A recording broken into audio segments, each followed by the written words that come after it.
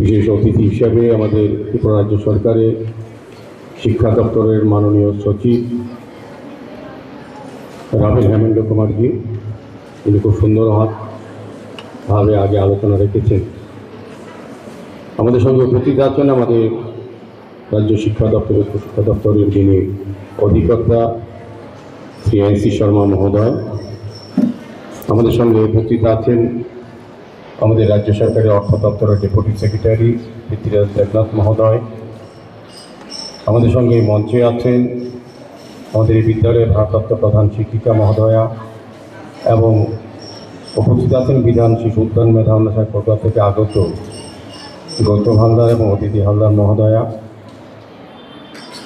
এবং যারা বিশেষ উদ্যোগ গ্রহণ করেছেন। আমি বলবো যে এই বিদ্যালয়ের সম্মানিত শিক্ষক মনোজ রায় এবং বিশেষ করে আমি ধন্যবাদ জানাবো আজকের বিশেষ অনুষ্ঠানের মাধ্যমে রাষ্ট্রপতি পুরস্কারপ্রাপ্ত আমাদের শিক্ষক শ্যামল কুমার দে মহোদয়কে, তো উপস্থিত সমস্ত আমন্ত্রিত অতিথি এবং এই বিদ্যালয়ের সম্মানীয় শিক্ষক শিক্ষিকাগণ এবং আমার প্রিয় ছাত্রীরা এবং সাংবাদিক বন্ধুদের প্রত্যেককে আমি আগরতলা শহরবাসীর পক্ষ থেকে অনেক অনেক স্বাগত, শুভেচ্ছা এবং ধন্যবাদ জানাই। আমি প্রথমে বিধান শিশু উদ্যান মেধা উন্নয়নকে এবং এই রাজ্যের যিনি কনভেনার মনোজ রায়কে আমি ধন্যবাদ জানাচ্ছি যে এটা সুন্দর ব্যবস্থা করার জন্য। এই ক্ষেত্রে আমি বলবো মেধা উন্নয়ন বলতে আমরা যেটা বুঝি, মেধাকে তৈরি করার ক্ষেত্রে যারা কারিগর তাদেরকে সম্মানিত করার একটা বিশেষ দিক। কিন্তু আমরা সবসময় শিক্ষক শিক্ষিকাগণ অক্লান্ত পরিশ্রম করে যারা বর্তমান আগামী প্রজন্মের ভবিষ্যৎ, যারা রাষ্ট্রীয় চিন্তায় রাষ্ট্র গঠনে যারা অংশগ্রহণ করবেন তাদেরকে পুঁথিগতভাবে বিদ্যার পাশাপাশি সামাজিক দায়িত্ব সামাজিক কর্তব্য সামনে অবহিত করে প্রকৃত মানুষ হিসেবে তৈরি করার ক্ষেত্রে তারা যে অবদান বা কাজ করে থাকেন তাদেরকে স্বীকৃতি দেওয়া বা মূল্যায়ন করা বা সম্মান প্রদর্শন করা মেধা আমি বলব বিধান শিশু উদ্যান মেধা উন্নয়ন সেটা করেছে।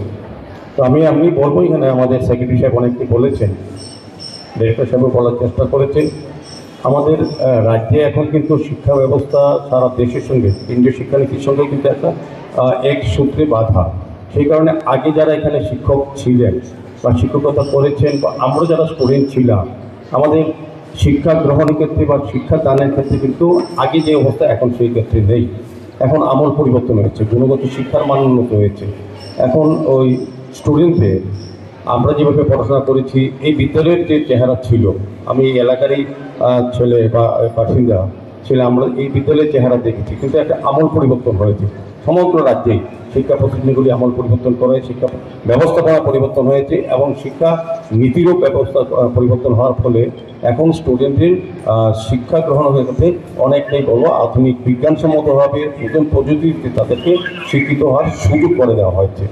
এখন স্টুডেন্টদের আগে আমরা জানতাম যে আমাদের এখন আগরতলা বা ত্রিপুরাতে যারাই একটু ভালো পড়াশোনা করতেন বা উচ্চশিক্ষার জন্য তারা এই রাজ্যে ইচ্ছেগুলি তারা শিক্ষা গ্রহণ করতে পারতেন না।